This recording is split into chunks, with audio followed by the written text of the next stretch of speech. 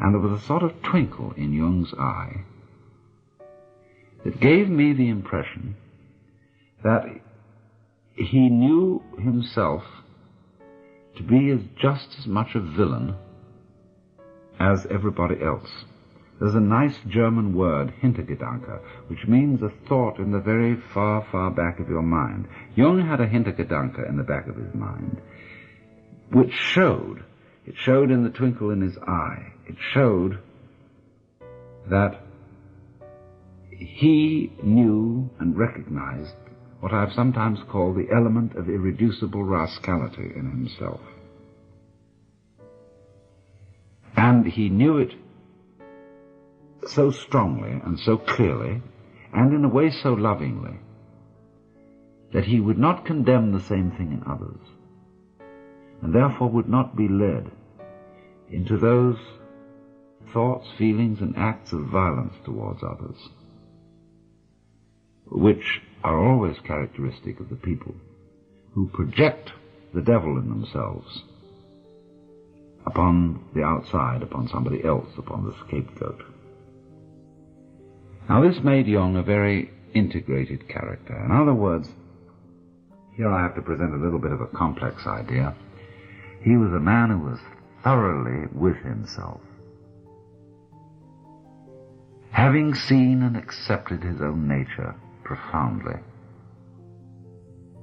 He had a kind of unity and absence of conflict in his own nature, which had to it this additional complication that I find so fascinating. He was the sort of man who could feel anxious and afraid and guilty without being ashamed of feeling this way.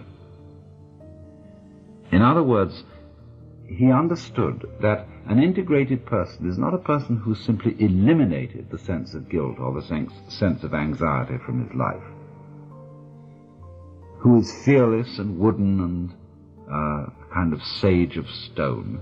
He's a person who feels all these things, but has no recrimination against himself for feeling them. And this is, to my mind, a profound kind of humor. You know, in humor there's always a certain element of malice. There was a talk given on the Pacifica stations just a little while ago, which was an interview with Al Capp. And Al Capp made the point that he felt that all humor was fundamentally malicious. Now, there's a very high kind of humor, which is humor at oneself. Real humor is not jokes at the expense of others. It's always jokes at the expense of oneself, and of course it has an element of malice in it. It has malice towards oneself, the recognition of the fact that behind the social role that you assume, behind all your pretensions to being either a good citizen or a fine scholar or a great scientist or a leading politician or physician or whatever you happen to be, but behind this facade there is a certain element of the unreconstructed bum, not as something to be condemned and wailed over, but as something to be recognized as contributive to one's greatness and to one's positive aspects in the same way that manure is contributive to the perfume of the rose. Jung saw this and Jung accepted this. And I want to read a passage from one of his lectures, which I think is one of the greatest things he ever wrote, and which has been a very marvelous thing for me. It was in a lecture delivered to a group of clergy in Switzerland a considerable number of years ago, and he writes as follows: "People forget that even doctors have moral scruples, and that certain patients' confessions are hard even for a doctor to swallow. Yet the patient does not feel himself accepted, unless the very worst in him is accepted too. No one can bring this about by mere words. It comes only through reflection, and through the doctor's attitude towards himself and his own dark side.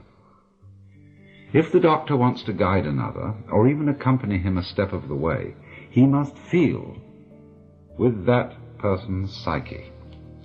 He never feels it when he passes judgment. Whether he puts his judgments into words or keeps them to himself makes not the slightest difference. To take the opposite position and to agree with the patient offhand is also of no use. Feeling comes only through unprejudiced objectivity. This sounds almost like a scientific precept, and it could be confused with a purely intellectual, abstract attitude of mind. But what I mean is something quite different. It is a human quality, a kind of deep respect for the facts, for the man who suffers from them, and for the riddle of such a man's life. The truly religious person has this attitude. He knows that God has brought all sorts of strange and inconceivable things to pass, and seeks in the most curious ways to enter a man's heart. He therefore senses in everything the unseen presence of the divine will. This is what I mean by unprejudiced objectivity. It is a moral achievement on the part of the doctor, who ought not to let himself be repelled by sickness and corruption. We cannot change anything unless we accept it. Condemnation does not liberate, it oppresses. I am the oppressor of the person I condemn, not his friend and fellow sufferer. I do not in the least mean to say that we must never pass judgment when we desire to help and improve. But if the doctor wishes to help a human being, he must be able to accept him as he is. And he can do this in reality only when he has already seen and accepted himself as he is. Perhaps this sounds very simple, but simple things are always the most difficult.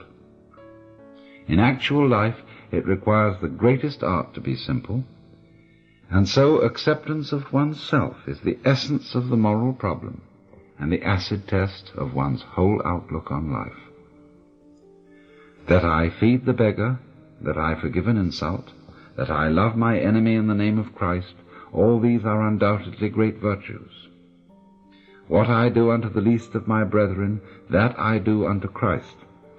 But what if I should discover that the least amongst them all, the poorest of all beggars, the most impudent of all offenders, yea, the very fiend himself, that these are within me, and that I myself stand in need of the alms of my own kindness, that I myself am the enemy who must be loved, what then? Then, as a rule, the whole truth of Christianity is reversed. There is then no more talk of love and long-suffering. We say to the brother within us, Raka, and condemn and rage against ourselves.